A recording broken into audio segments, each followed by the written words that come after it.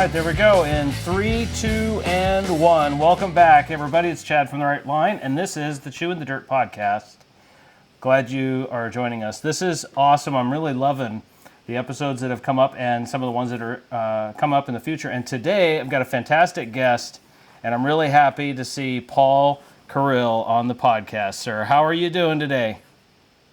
I'm doing great. Welcome. Welcome from the mountains of Colorado. Yeah.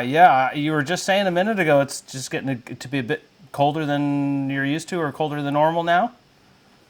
Well, just a little colder than normal. We, during the 10 months of winter we have up here, that's of course a joke, we generally have double-digit temperatures, but here the past week or so, we've been getting quite a bit of snow and single-digit temperatures and a lot of wind. So it's pretty frigid up here right now. Gotcha. I was just talking with Ned Crystal. He's actually, that episode is going to go live here in about an hour and a half or so, and he was nice. He was telling me something similar from New Hampshire, where they were getting some cold, a little bit more than they were looking for. So. I don't know. Like the weather here in Arizona, we'd probably call it bipolar because it's been sort of all over the place. Oh, totally. That's kind of like the way it used to be when I was living in Kansas City. Yeah. Interesting. Oh, man. I think we're supposed to be back up into the 70s at some point next week, and then we're supposed to be getting some snow up in the northern part of the state. So I don't know. I'll take the snow. I dig it. Well, I would take the 70-degree temperature. I could get a lot of stuff done. I bet you could. I just saw the post where you said you got your Landy stuck in some snow. Yeah, and so what happens up here? We'll get a foot of snow and I have to clear it, and we've got a long driveway and our house and then the design studio, and so that 56-year-old Landcruiser came with the property when we bought the property, and it plows like a great little Landcruiser every year. But what I tend to do is get a little carried away with it. It's boys with their toys type thing. And I was going down our fire road, because we have a separate road that for forest fires to get out of here with. Oh. And I hopped a snow mound, didn't put it off the cliff, but I got high-centered, and my lovely wife had to come rescue me. Well, that's a good thing that she was around. Otherwise, you'd have to walk back. Well, there's that, and she's just used to that. I'm always getting something stuck in the woods, and she has to come rescue me. I, too, am very used to the eye rolling. Yeah. What did he do now?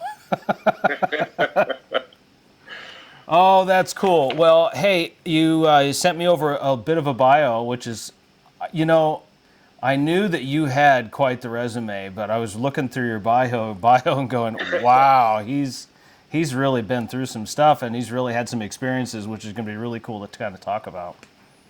Fun. So, all right, so what I'd do is real quickly go through some of this stuff. We'll kind of talk through it, and then a couple things that I really was kind of wanting to talk about was, number one, of course, ATC and Adventure Tool Company and how that's come around, because every time I order a new ATC bag, my wife will go, "You ordered a new bag, didn't you?"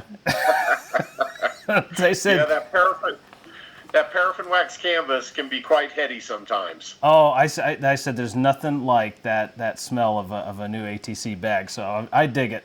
But anyways. Nice. All right, so Paul Carrill, CEO and co-owner. You are running the Adventure Tool Company and Lonely Gargoyle, which I think I kind of knew about Lonely Gargoyle. I just didn't know what it was called. So. Yeah. Well, so Adventure Tool Company and Lonely Gargoyle are companies that my wife and I own. We created Adventure Tool Company in about 2012. Yeah. That was after we retired and we moved up here to the mountains of Colorado. And as I share in there, typically what happens with old retired cops is within 2 years, they figure out something to do or they die. It's just kind of the statistics of, retiring from that world. And I had always been interested and always had the hobby of sewing. I'd always created bags and sewn patches on and I have a $25 Brother sewing machine that I've had for quite some time, and so I was a closet stitch bitch. I would do these things quietly because you didn't want guys making fun of you. Yeah. And so, if you had ever opened the trunk of my police car, you would have seen all these bags in there, and that's what I was doing for many decades.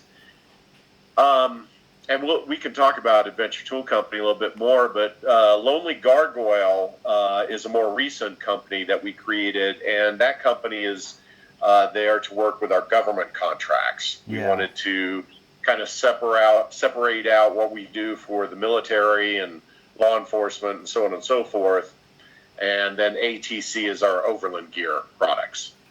Yeah, when I had met you, now that's now been 2 years ago or 3 years ago when we were at the TFC, and I had met you and kind of talked with you. I remember you had told me that you were busy coming up with some designs for the law enforcement and sort of government contract folks who really needed something special for their missions and that kind of stuff. And I thought, now that is really cool, where you can take, you found a niche where in the overland community where there was a need, and then there was a need somewhere else, and you were able just to kind of step right in.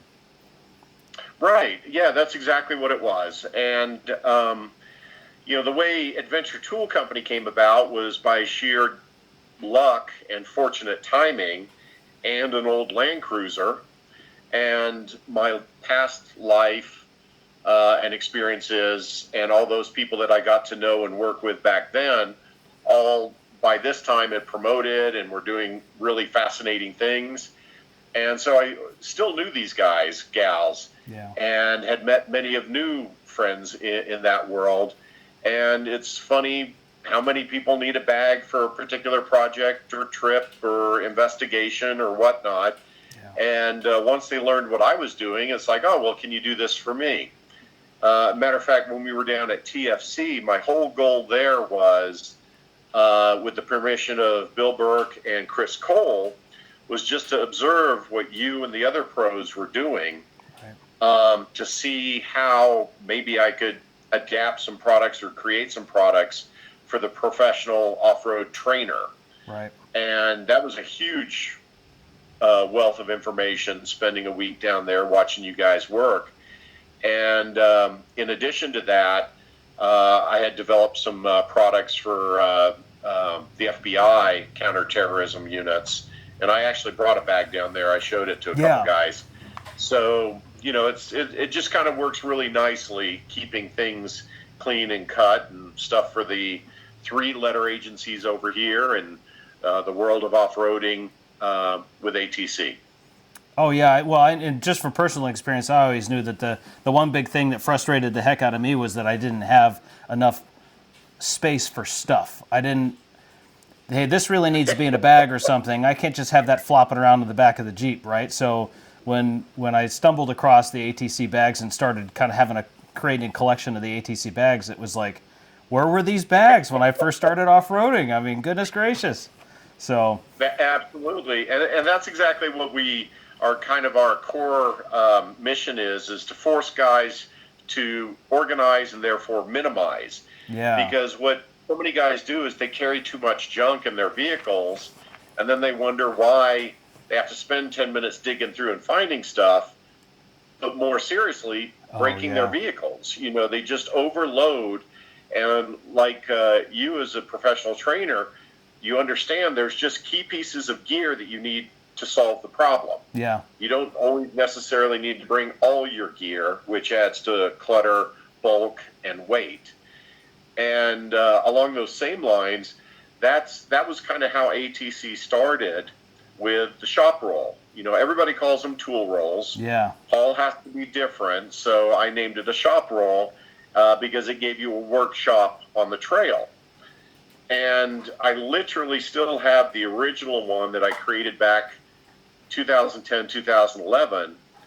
I used U.S. postal mailer, Tyvek mailers that I cut up into shapes, originally taped it, and then sewed it, and that was the original mock-up of the shop roll. Gotcha. And I belonged to a Land Cruiser club in Kansas City called Tornado Alley Cruisers. And I started because I had a 1987 FJ60 Land Cruiser. I think you've seen pictures of it. It's the gray and black one. Yep. And, it didn't come with anything. So I wanted a set of tools to always have with me. And so I created the shop roll, and then guys in the club started liking it. Well, I was still working back then, and so I would make one, and on a trail I would give it to somebody for, a beer or bourbon or a cigar or whatever. And, guys seemed to like them. And so when I left, I retired in 2012, that's kind of what it all came about. It's like, I really want to get into Land Cruisers. I want to keep busy, but what else can we do? And how we came about that is kind of an interesting story as well. Yeah, and in fact, when I was looking through, I was reading through your bio, and I was looking at, like I said, the resume, I was looking through going, oh my God, he's done so much stuff. And then I was thinking, well, no wonder he's got so much experience about, well, this really needs to have a pouch here, and this Velcro should really be positioned there, and this, so let me mention just a couple of these things, because it was amazing as I was looking through it. But basically, you have had quite a lot of hats and experiences. It says here you've done so much, from a jail deputy, transportation deputy, photo lab evidence warrants, doing a patrol, civil deputy, narcotics detective, narcotics canine detective, DEA, and there's a bunch of abbreviations in 3 letters that I don't know what they are. Well, if you work for the government, you have to only converse in acronyms. Oh, well, the same thing happens in the hospital these days, too. If you see these drug commercials, everything's got an abbreviation these days. Totally. International Airport Narcotics Task Force, Investigations Divisions, Narcotics Sergeant. I mean, you've SWAT team commander. You've done a whole bunch. So, well, thanks. And I really had a great time. I worked there for 25 years. I retired as a division commander. Did all the fun jobs, got to do all the neat stuff. And really, it's one of those jobs where you don't really want to leave. Yeah. But you reach a point where I want to do something else with my life. This is great. I love all the guys and gals I worked for. Our community was awesome. They supported us, unlike what's happened in the last several years across the nation. And it just was a great job. And Kansas City was a great place to do that job. But I was a bit of a bag hoe, a bag freak, an organization freak. And a lot of that just had to do with the amount of gear that you carried, depending on what your assignment was for that day. And, I joke about, you open the trunk of your car, and, back in those days, everything was in black, and it drove you nuts. Right. So you never knew, hey, grab me a bunch of batteries out of the black bag. Well, every bag is black, and everything has zippers on it. And back in those days, it was a lot of fun, because how I learned to pattern, to cut and sew. I don't know if you've ever heard of Eagle Industries. No. They're now their parent company is Spear, and Eagle Industries, it was in Fenton, Missouri, and it was just this little small cut and sew. But then they got a military contract, and when I was with DEA, we would carry their gear bags for deployment. And so I wanted to create some vests, some police vests, raid vests. And again, this is back in the early 90s. There's not a lot of stuff out there. The internet really isn't around. Yeah. Cell phones weren't anything back then. And, a raid vest was a typical nylon shell that said police on the back of it, and it was kind of goofy. Nothing, you couldn't carry anything in it. So I ended up reaching out to Eagle Industries and started a conversation with their head product designer. Her name was Gretchen, and she taught me over the phone and through faxes how to design raid vests. Wow. And so I created these original generation cross-draw magazine radio pouch vests, and I still have the prototypes back in like 1990, 91. And I was just smitten by that. It's like, okay, this is cool as hell. And we bought hundreds of those for different things and different people. And I'm like, okay, I'm going to start really playing with this now. And so I started designing gear bags for very specific gear, for SCBA systems, because back then we were having a problem with labs, meth labs. Oh, yeah. And the CLIT team, which is a clandestine lab enforcement team, we were the guys that would go into cooking meth labs. And so all that gear had to be set up very specifically in your vehicle so you could quickly don and doff that. Oh, yeah. And so, and then I got into the whole H&K thing and was a trainer for them. And so all your H&K guns and magazines and flashlights had to go in their own bags. And I created a lot of those systems. And back in those early days, there was a H&K Academy down in Columbia, Missouri. And we would do a lot of cross-training with the Navy SEALs. Oh, wow. Because, again, this is the 90s, and they hadn't, 9/11 wasn't going to happen for another decade. Right. And so a lot of our collaboration and cross-training was during that period where there wasn't a lot of stuff going on in the world. And so I got to know a lot of those guys as well, and I still keep in contact with them. Wow. I've grown up here basically in the Phoenix area and whatnot, but I can remember traveling up to Idaho and doing a ride along with my dad, because my dad was a deputy in the county that he's from, and I remember going along with him on a ride one night, and he opened up his trunk, and I remember looking in as a kid going, oh my God, where is everything? Like, how do you know what's what? And not that he was disorganized or anything, but just the fact, like you said, all the bags were a certain thing, and as I recall, nothing was really labeled. So it was like you had mentioned, go over and get the such and such out of that black bag, blah blah blah, and he knew exactly where that stuff was. But when seconds count, like with some of these servicemen and women who need something out of a bag in a hurry, organization would be key. It'd just be tough. And a lot of that stuff is still in our products to this day. If you look at a number of our products, they have colored 550 cord pulls. And I get a lot of people going, hey, you made a mistake on this bag. This bag has red pulls and blue pulls. And I'm like, or, most of our OD green bags have a green and a black pull. Well, that goes back 3 decades to where you'd have a black gear bag in your trunk, and you would put a piece of, it was shoelaces back then, a white shoelace and a black shoelace. And on the white shoelace, when you pulled that side of the bag, that's where your hat, helmet, nightstick, whatever was. And the black shoelace you pull, that's where your batteries and your clipboard and all that other BS was. So you could quickly identify it in a low light situation. Yeah. And over time, what we use at ATC is red could mean your blood kit for your first aid. Anything that stops blood leaking out of the body is on the red side. The blue side could be for bullets. So anything having to do with your weapon system is on the blue side of the bag. And same thing with the green and black zippers. So it's not because we made a mistake and ran out of a particular color. We just try to educate our customers. This gives you a little bit quicker way to assess what's in the bag if there's that need. Yeah.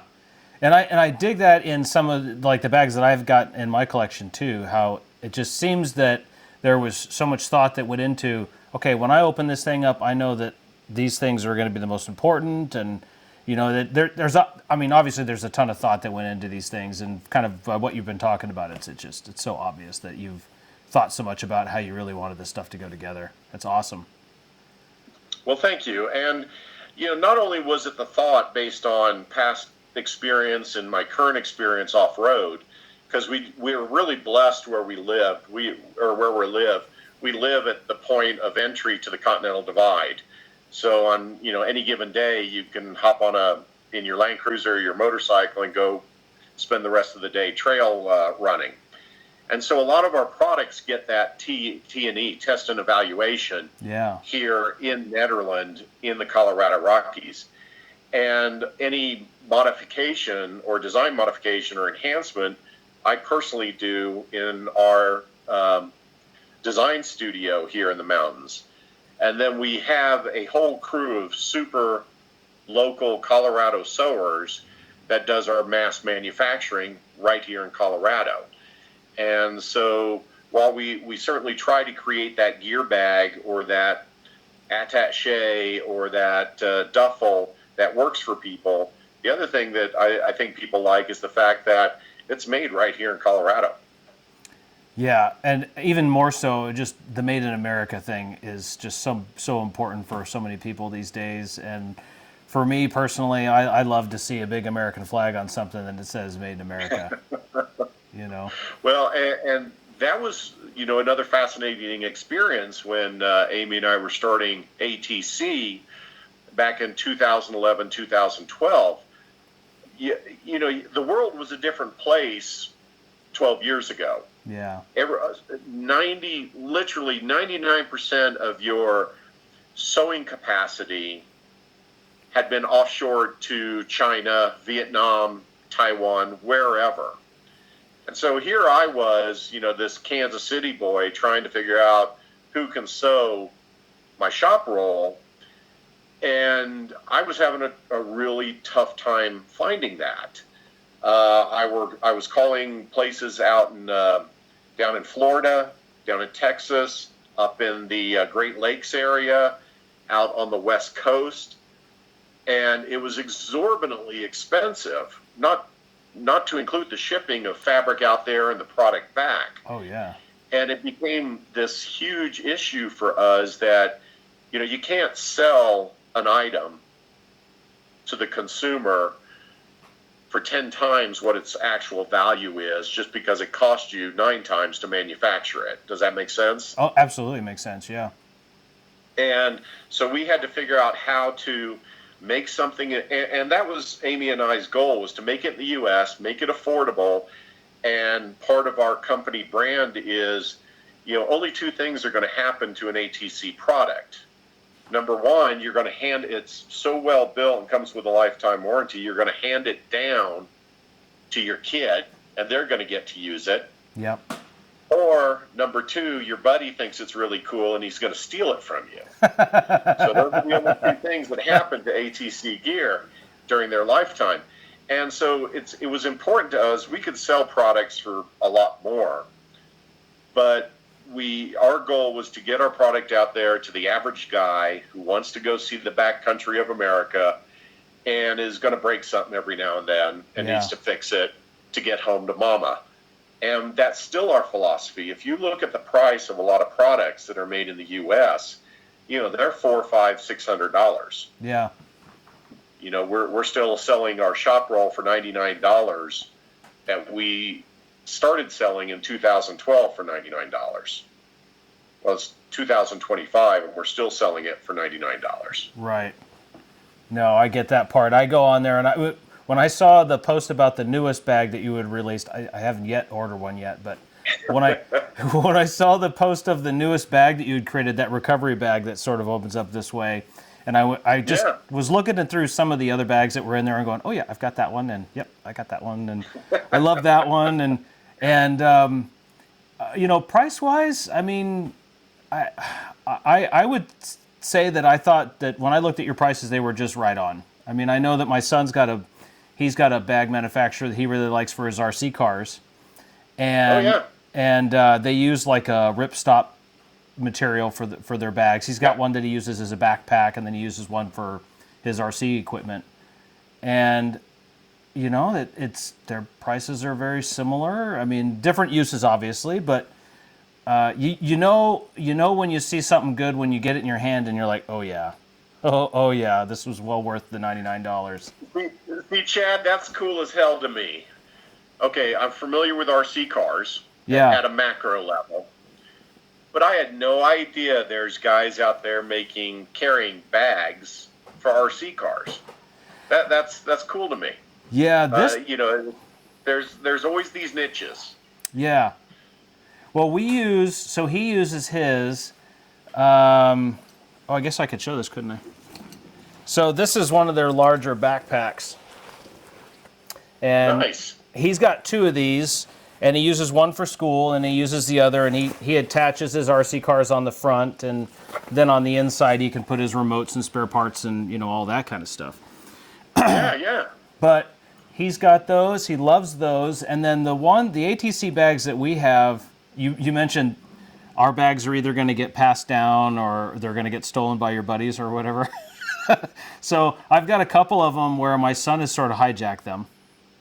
He's just decided. Okay, he goes, all right, I'm using this from So he's got a couple of the larger ones that just open across the top, the tool bag, and he's got a couple of my old ones there. But we use them for wrenches. We've used them for all kinds of tools. The kitchen bag, we've got two of those. We use one of them for the kitchen bag, and that's our dedicated kitchen bag. But the other one that we have, we use for camera gear and tech stuff like cords and GoPro mounts and batteries and everything else. That's our tech bag. So when we're out on the trail, hey Dad, where's the battery for the da-da-da? It's in the tech bag. It's on the roll bar. Go get it out of the tech bag. Very cool. Oh yeah. I love hearing the other uses that our bags get used for. Yeah. The other fascinating thing, talking about manufacturing in the U.S. and sourcing in the U.S., because all our materials and hardware are sourced in the U.S. as well, is 57 miles. So if you go into a Cabela's and you look at one of their bags that are made in China, from the point of design, manufacturing, and back to retail, that could be 10,000 miles because it's coming out of China. Right. And materials have to get there and get back, and it has to be shipped back to Cabela.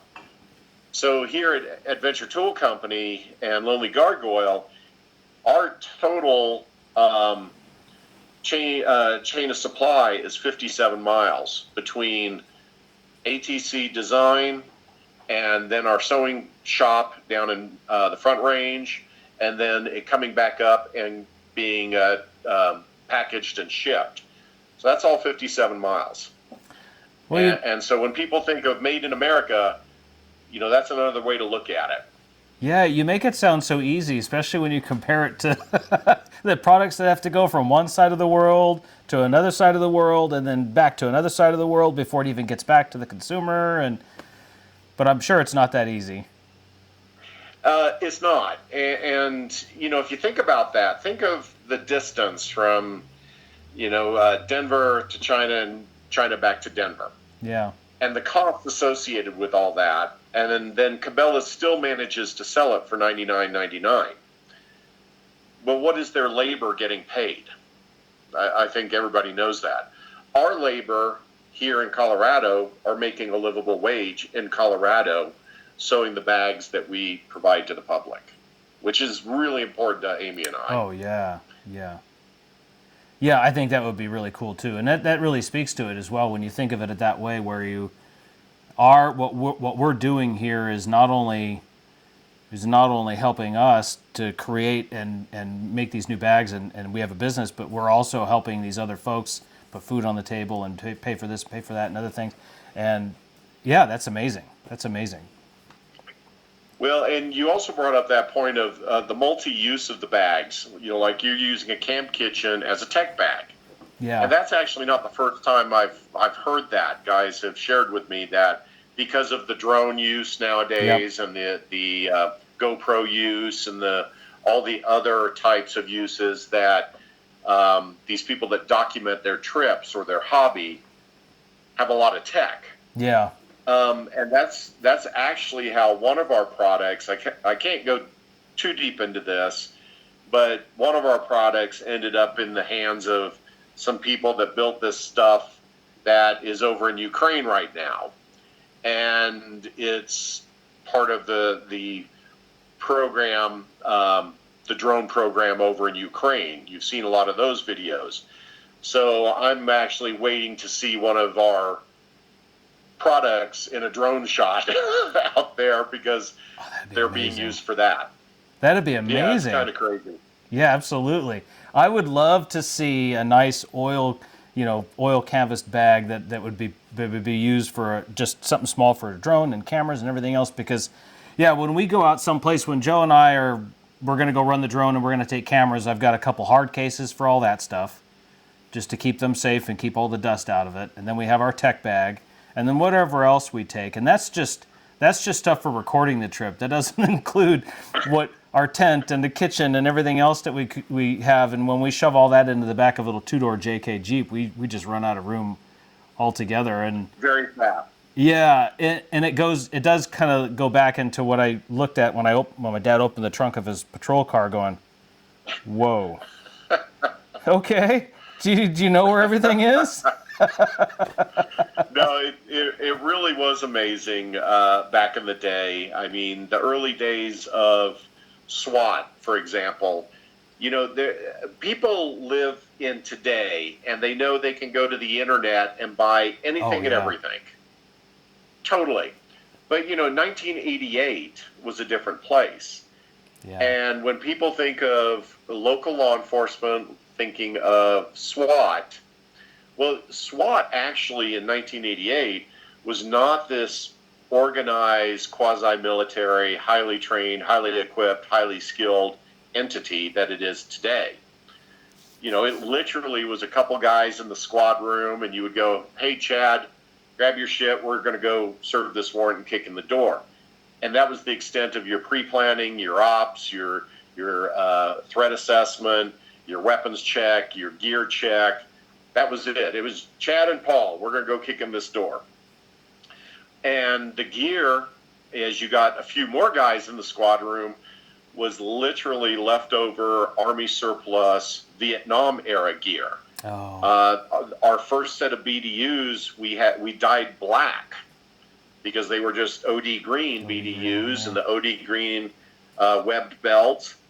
And imagine something dyed black in Missouri in August. You took that dyed stuff off and you were purple underneath it because it just all melted onto you because you sweated. Yeah. It wasn't until the 90s, the mid to late 90s, that companies like Black Hawk and what's some of the other companies, actually Maxpedition with their gear bags, started coming online. Eagle Industries,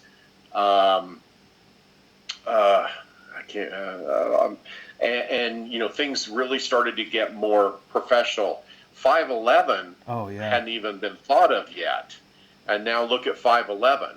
Every third guy's wearing 511 gear nowadays. Yeah, I've seen some of that stuff. Yeah, the 511 stuff is. I've got a pair of pants that I kind of use for outdoor stuff with 511, and I really dig them. In fact, it was funny you mentioned some of the leftover stuff that you were using back in the 90s. I was digging through a cabinet I've got in the garage, and I just happened to stumble across an old canvas, OD green canvas Air Force bag that was my grandpa's. And this thing is gigantic. It's a huge bag, and it's a U.S. Air Force flight bag, is what they're called. Yeah, probably so. I mean, I could put Joseph in it, and he's almost 17.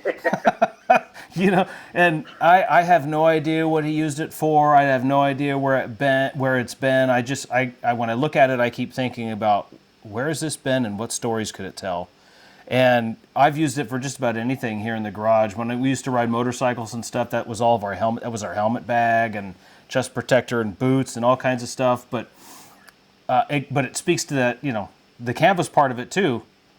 That thing's been around for eternity, and it's no rips, perfect working order. Zippers are great.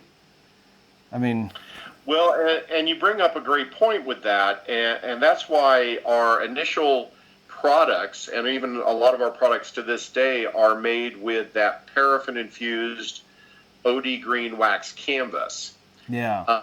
And that is the original wax canvas that is made in Ohio that the military used for everything. Tankers bags, tents, tarps, covers on truck covers, anything and everything that needed a heavy water-resistant canvas was made with that.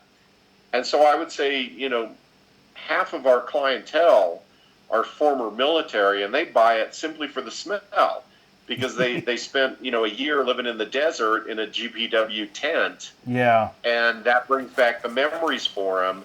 But they also know, because they talk about grandpa's tool bag. It's called a tanker bag. Yeah. Everybody had one at one time or another. That's still around. And so we know how durable that material is. We have thousands of yards of that made for us, and it comes to us still wet waxed, meaning it recently was processed. And we produce a third of our gear out of that. And there's a whole neat history as to how fabrics were developed over about 30 years between the old canvas and the new synthetic materials. But we also produce gear out of the new synthetic materials, all sourced in the U.S. Yeah. Okay. Yeah, I'm sure. And again, I don't know anything about how to start a business like that, but I would just imagine that there was so much that went into just learning. Okay, well, this is where this has got to come from, and this material, we want this material over. No, we don't want that material. We want this one because it lasts longer, and I guess what I'm saying is I can just imagine what the planning must have been like to make this business what it is and to make a good quality product. And you kind of hinted at that too when you talked about everything else. Well, as far as why the business side is so successful, that's Amy's side of the house. She's actually the smart part and the brains. And so coordinating bulk rolls of fabric and hundreds of pounds of hardware and getting that ordered and in time for manufacturing and paying for all that, that Amy's the rock star there. I get to do the fun stuff. I get to come up with the ideas for the designs, and then I do all the initial mock-up and sew-outs. So if I come up with a design, like right now, that RMR bag, which was the rip-open front that you talked about. Yeah. And the mini is that little toolkit that you can carry in the map pocket, so you have a little set of tools at a quick grab. Those, I designed all those. Well, the RMR bag came out of a previous experience and life that I had where I was the tactical rope instructor for my agency. So anytime SWAT had to go out a window or over a wall or off a bridge, I would teach the guys how to do that. And so all our rope gear, unlike recovery gear where you can use it multiple times, anything that is used for a life-saving operation gets sent over to training. Yeah. You don't reuse that. It's only mission-specific ones. But that RMR bag, I had developed something similar for all my hardware so I could very quickly open it. And then when I was down with you at I-4, I'm like, well, they just need a couple key pieces of gear because you guys go over the same thing multiple times.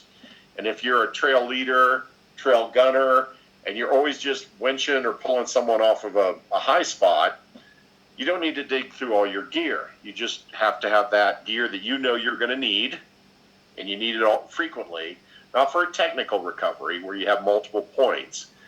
And so that's how the RMR bag came about, is from hanging out windows and seeing what you guys were doing down there. And then I'm also the vice president of our Landcruiser club here in Denver. It's called Rising Sun Four-Wheel Drive. Mm-hmm. And that's the club that sponsors Cruise Moab every year out at Moab. Yeah, okay.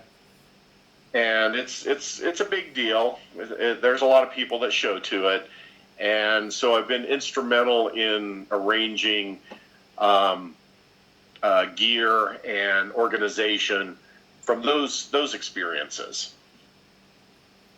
Yeah, well, and it's on top of that too. I remember watching some of the content with you doing a lot of the cross country, dirt bikes. They're not dirt bikes really. They're more like enduro bikes. Duro. I remember when I was into dirt bikes and quads and stuff. It was a different terminology, but everything's changed nowadays. Where you're talking more like BDR kind of adventures on adventure bikes and stuff. Totally. So yeah, that's another hat I wear and another hobby that I have, and it's the modern name, because it did used to be called dual sporting. Yeah. But the modern name is adventure riding. Oh, okay. And so we sponsor an annual adventure ride trip, ATC in Lonely Gargoyle, and it starts in Denver. It's usually around September and October of each year, and it's basically the no whining tour. It's 5 to 7 days. You have to carry everything that you're going to need to live comfortably for 7 days on your motorcycle, and we just head out into the mountains of Colorado. We end up in Moab, ride Moab, and then we come back through the mountains of Colorado, and you're living off the bike. There's no hotels for a week. Mm-hmm. And we were doing this kind of before all the whole BDR thing took off. Oh, yeah. But last year, 2 years ago, we did the Colorado BDR, and that was a ton of fun. But this year, we're doing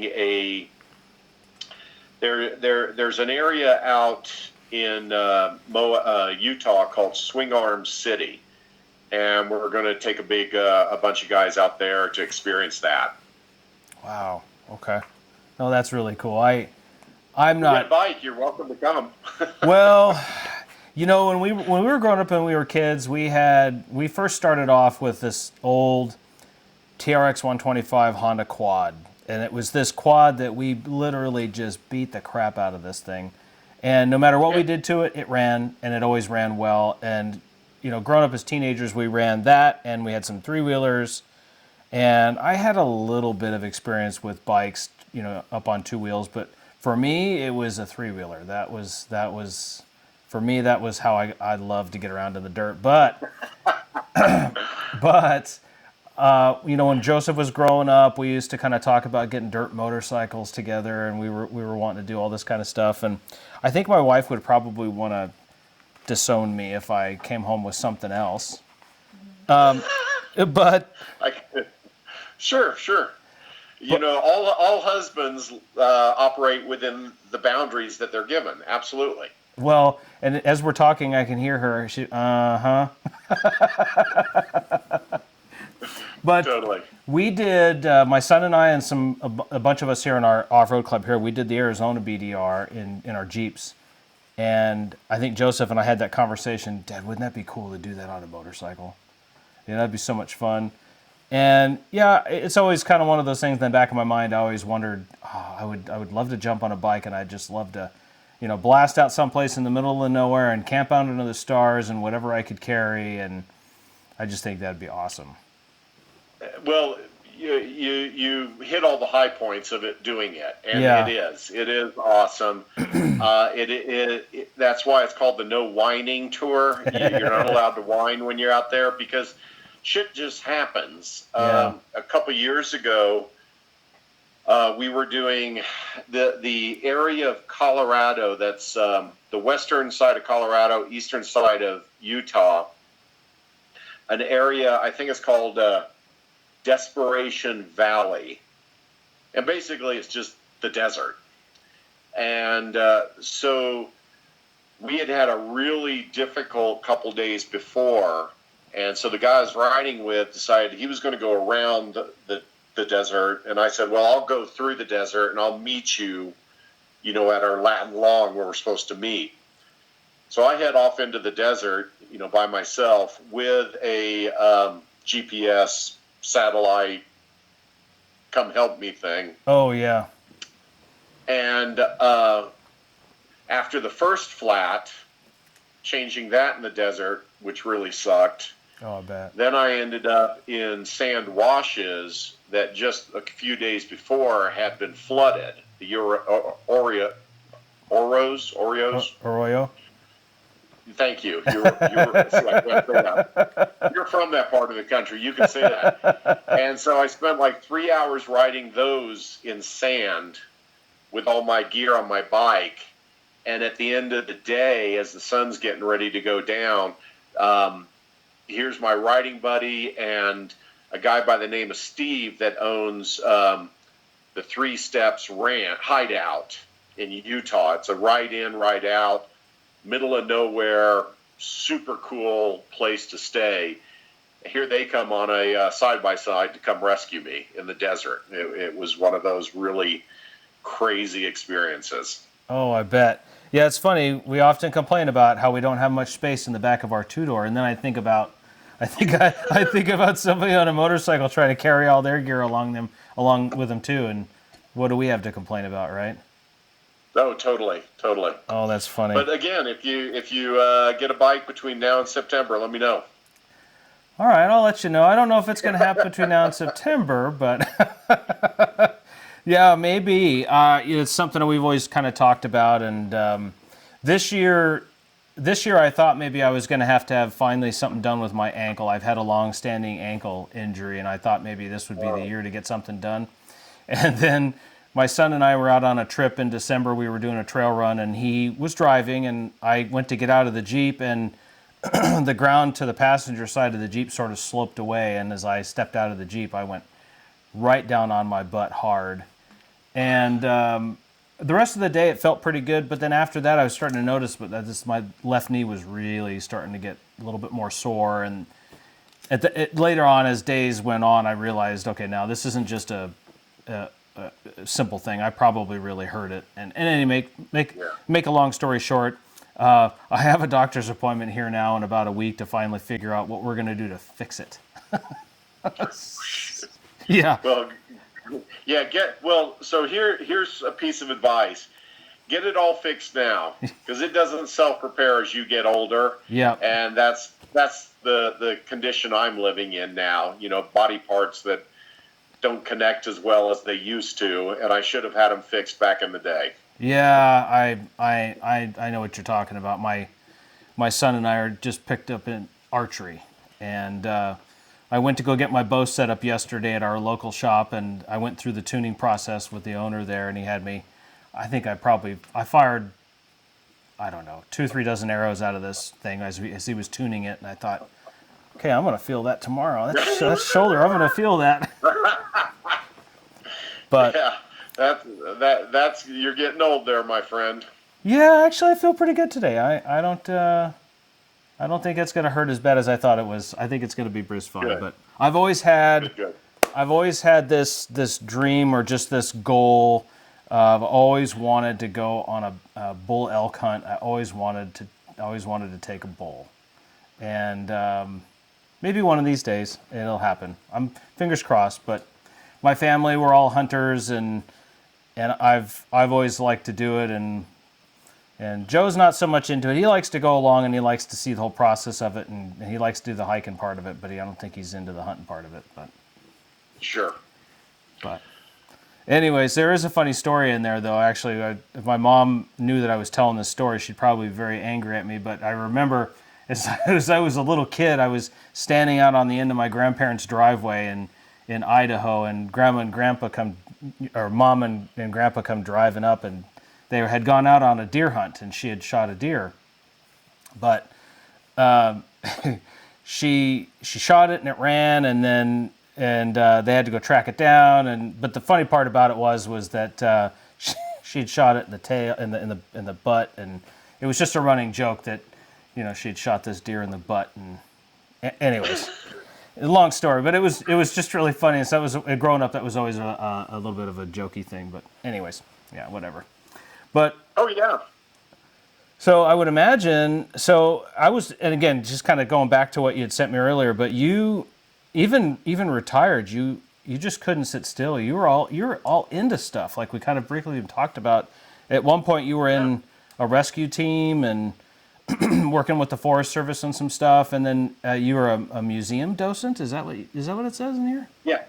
Oh, that's amazing. So, Yeah. Oh, please go ahead. I was just saying. So, what's that all about?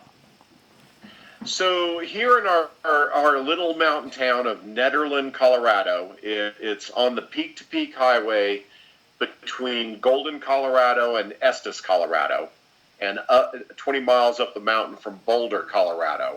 That kind of helps people geolocate where we're at. It's a little town of about 1,300 people. It's a mountain town. It's an old gold mining town known as hard rock mining. And they have a great little mining museum here that the county created.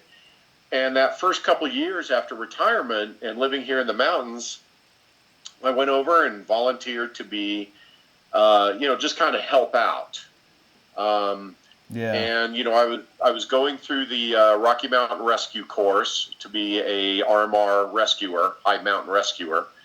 I was also working for the Forest Service, basically cleaning trash up and fixing broken shit that tourists broke. And then there was that. And I had a great time. I learned all about the 1900s history here in the mountains and the whole gold mining history. And by the end of it, I could tell everybody what each of the machines did in the museum, each of the tools that they had in the museum. And I really, really enjoyed it. But one of the funniest stories I have from that is, one thing I learned about is the old hard rock miners are mountain men. They're tough as hell. And if you work in a mining museum, eventually Grandpa comes in, who was a miner back in the early 1900s in Nederland. And he knows all the machines. He knows their names because they would have names, and we didn't even know the names. And I had this gentleman come in, and he was from Eldora, which is a little mountain enclave west of us. And he's walking around, and we're talking. And there's one thing you don't do with a mountain man, and that's shake his hand. Oh. Because it's like shaking the hand of someone that's tightening a vice. They will crush your hand. But the second thing was, this gentleman goes, "Hey, Paul, you don't have one of those, Wile E. Coyote igniter boxes." And the museum didn't have one. And he said, "Well, I've got one sitting in my cabin up in Eldora. Do you guys want it?" And I said, "Well, let me talk to the museum director, but I'm sure they would love to take it on loan." And he runs over to his cabin, brings it back, and it's one of those Wile E. Coyote, dynamite igniter boxes. Wow. And it's still in the museum to this day. It was a really generous thing for him to do. Oh, yeah, no kidding. Just think of the stories that that big box could tell. It was cool. But, and then, again, before we were really, ATC had taken off, because of the Overland Expo and other events that started around that time, I was asked to do a police department assessment of the little police department here in Nederland. And that's something that I did back in my old job. Is small agencies would ask us to come in and take a holistic look at their operation to see how it could be improved. And so I did that for the town of Nederland, and then lo and behold, they come back and said, "Hey, this is great. Would you like to implement this as a town marshal?" Well, okay. Let me find out. Let me go talk with the wife. Let me see what that entails. And so I agreed to do that. I agreed to do it for 3 years and take this small mountain ski town police department that was 20 years behind times. They weren't even current on their post standard trainings, which is police officers standardized training by state law. They weren't even UCR compliant, which is the Uniform Crime Report compliancy to the FBI. Wow. And so I said, "Well, I'll come in and I'll do this, but I'm going to run it." And I did. I remodeled the police department, bought all new cars, bought all new weapons, uniforms, got them all compliant at the local, federal level, got a number of federal grants for them to fund operations, increased the 3-man police department to a 9-man police department, and but it wasn't without its trials or tribulations. We had the midget bomber, which I saw that. A bit of a famous event where this little person bomber, a little person, thank you, a little person from the 1970s. He was a hippie in the 70s. Decided he wanted to blow up the police department because he didn't like the police department of the 1970s, and he put a backpack with a bomb in it in front of our police department. And that ended up being a multi-million-dollar incident once it was all said and done, which is a lot of money for a small town. Sure. And, just had that fun. And by then, ATC had skyrocketed. And so I couldn't do both of them, and I didn't want to do both of them. I had been a cop over 30 years by that time. Right. And it was time to go do the entrepreneurial thing. And so I retired from there and stepped into ATC, and we've been doing that full time since.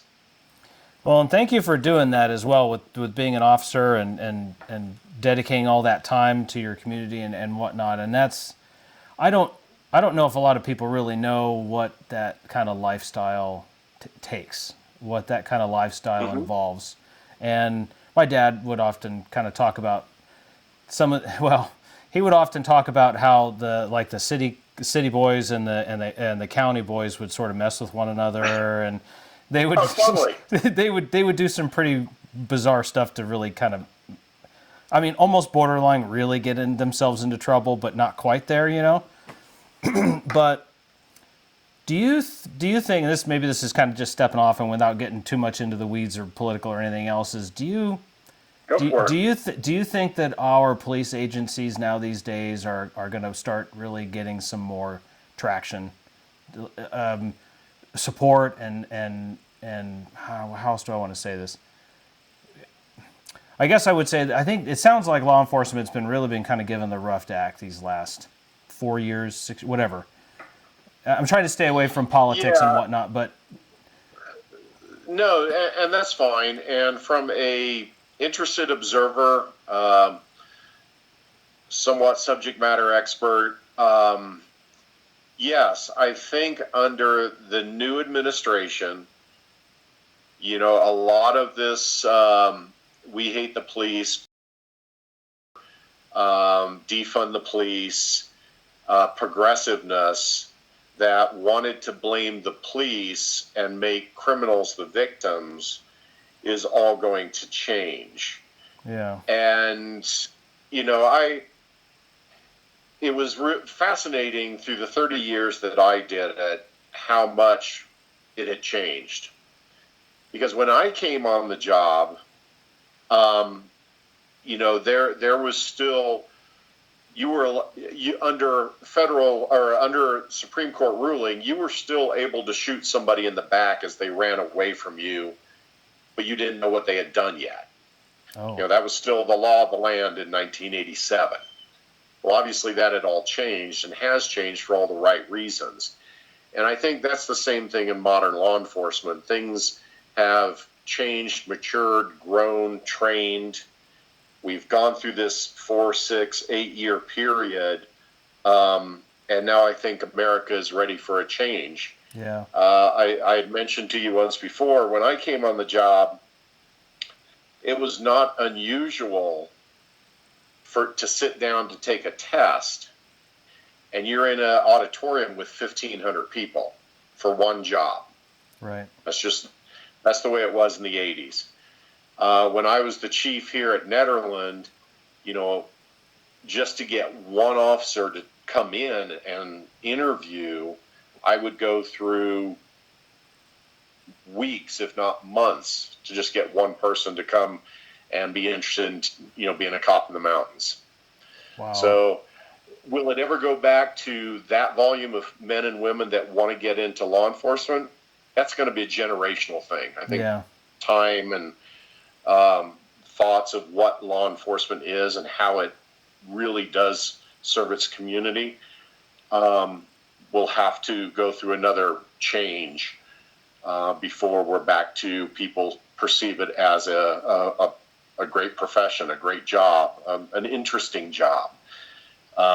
There's very few jobs that, on Monday you're in Kansas City, on Tuesday you're in LA arresting drug dealers, and on Wednesday you're back in Kansas City, but on Thursday you're in New York City taking off the money people that were buying the drugs in LA.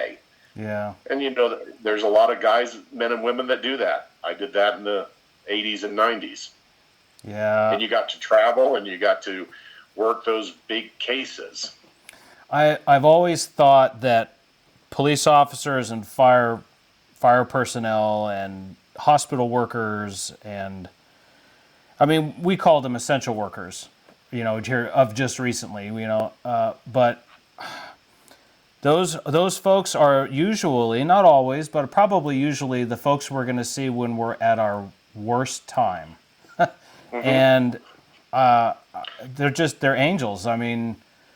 Who else thinks about running into a dangerous situation when everybody else is trying to run away from it? And totally. And it always bothered me when I've never ever had a negative experience with anybody like a fire department person or a police officer. I've never had anything negative. I've always just been raised to be respectful. Yes, ma'am. Yes, sir. Absolutely.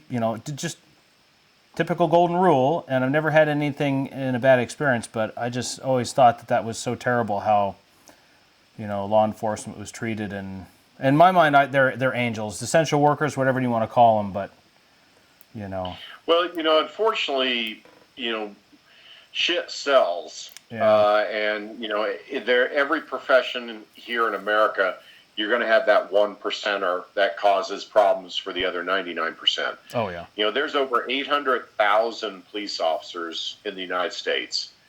And everybody wants to focus on that one asshole that is an asshole that does something wrong. And that's very unfortunate. And then they take that one incident, throw it on YouTube, and then they try to broad brush everybody. It's funny because, if you're stopped for speeding, you're stopped for speeding.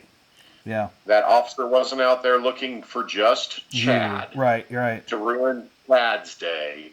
He's got to do this 100 times today. Yep. And, it's no different than you doing a patient assessment. You're not looking at Paul to re-injure Paul.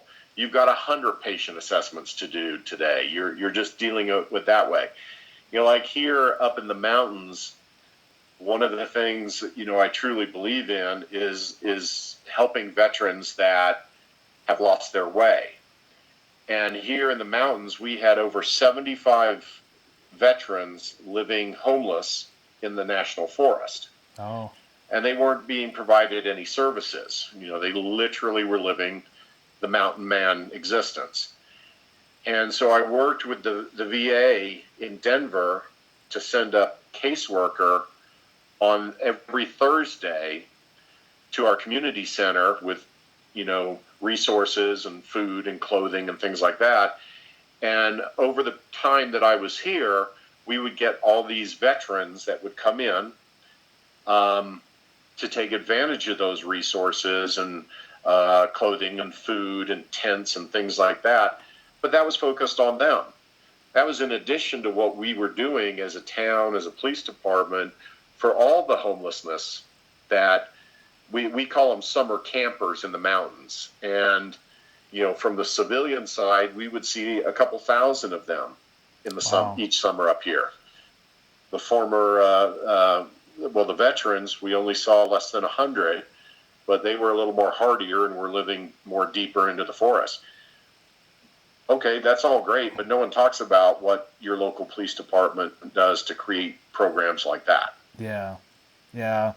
Thank you for doing stuff like that, because that's important stuff. And I don't know, it kind of warms my heart to hear about folks that are getting the help that they really need, you know. Hmm. So It's a big deal. yeah, They were broken and they needed some help, and we got that until the bureaucracy kicked in, and we no longer have a police department here in Nederland. That's one of those results of what happens when you get leadership in your community that don't really think the police are necessary. yeah, So, I grew a small agency to a 9-person police department. Well, in 2024, they closed their police department here because they couldn't afford it anymore and they couldn't hire anybody anymore. mm, And so now they do what's known as contract policing with the sheriff's department. wow, They get a deputy up here, once a day, and they pay for that. But wow, that was due to faulty leadership of the community, and I'll also blame the faulty leadership of the police department. wow. My, how things have changed. Yeah.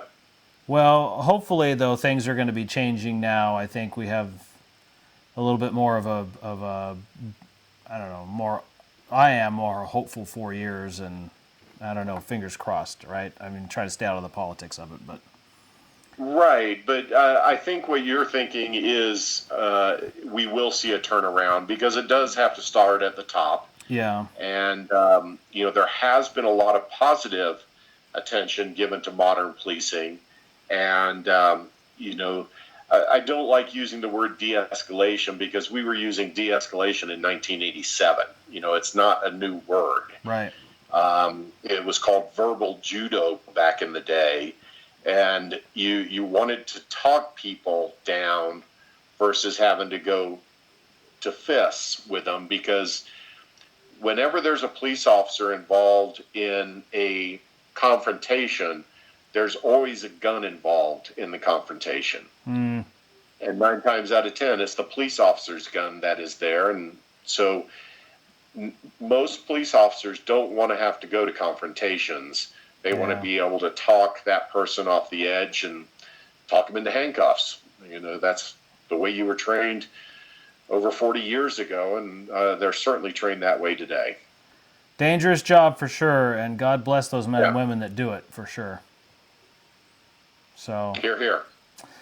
well, so I've said this in almost every single one of these podcasts. It's amazing how quickly this hour goes by. But we're just about done here. But what's new coming up with ATC? Anything exciting you can tell me, or just keep it all under wraps? No, absolutely. So we did release, ATC did release those 2 new products this year before Christmas, called the Rocky Mountain Recovery Bag and the Mini Tool Binder. So they're currently available. We are in pre-production right now at our Colorado facility to produce 3 more bags that we want to release, at least one of them at the Rising Sun Cruise Moab event in Moab, and then the other 2 remaining at the Flagstaff Overland Expo. Oh, cool. And they're just going to be more technical hybrid bags for dynamic recovery ropes. Cool. And so that's our goal. Well, my son and I are going to make some plans to come up there for the expo this year, and we'll make sure to stop by and say hi. Oh, you need to, because I'd love to introduce you to Amy. She'll be there running the stand, and it's always great seeing new people, new friends. We're always in the same spot that we've been in historically. We're kind of original plank owners to the whole OE event. We've been doing it since 2014. Yeah. Back when the event was no bigger than a football field or a large parking lot. And but we have great friends with a lot of the vendors, great friends with the organization, and we always make new friends when we're there. Well, that's awesome. We're going to definitely stop by when we go up to the Overland Expo, and we'll stop and say hi and see how you guys are doing. And I appreciate your coming on today on a Sunday to take some time, and it's always good to talk with you. I follow you all on your socials all the time, and I had to chuckle when I saw the picture of the stuck Landy in the snow this morning. When I saw that, I just had to chuckle. I thought I'd kind of razz you a little bit about that. So, dude, that's the definition of living in the Rockies. Is yeah. You know, if you've got a plow truck, you're going to get it stuck at least once a season. And but Chad, first of all, I want to say thank you. I did watch a couple of your previous podcasts. Really enjoy the content that you're putting out there. Really excited for you to be highly successful in this podcast venture. I know we had a great time chatting while we were down at I-4. Yep. One of these days, I'd love to go through the school. I just don't know that I'm smart enough, as you guys are, to be successful at it. But at the same time, are you going to be going down to do some of the was it test for certification, TFC? Do you still do that? Yeah, I've actually been to the last 3 of them, and I was planning on going this October, and really kind of depending upon where I am with this ankle, that'll be kind of dictating what goes on with the tail end of the year. But my plan is so far, yes, to end up there again in October. So okay. Well, again, I wish you the greatest success with that other hat that you wear as a trainer and as an I-4 certified trainer. So, again, thanks. I've had a great time here with you. Well, I really appreciate it, and thank you for all the kind words, because I often thought about starting a podcast, and I thought, I just don't know, A, if I have the time to do it, and B, if I could talk enough people into sitting down with me for an hour to make it interesting. So I really appreciate that. Thank you very, very much. So, anytime. Where can people find the ATC stuff on socials, right? So there's a Facebook and an Instagram and whatnot? Yes, absolutely. Probably the absolutely easiest way to find us, because I can give you the addresses, but people can never remember addresses. Yeah. But the easiest way is just to Google us at Adventure Tool Company, and all that social media will dump. Yep. Probably more than you want to actually see, but it'll all dump under Adventure Tool Company. Yep, and the website too, which I like to look at and drool. Absolutely. All right. Well, thank you very much. I appreciate that, and hopefully all of you watching really like this episode as well. I've got a couple of more episodes coming up that are going to be really exciting, and again, thank you very much, Paul. Really, really appreciate that. All right. Catch you this summer, Chad. Take care. All right. Thank you. Oh, that's awesome. Thanks for doing that, Paul. I really enjoyed talking with you.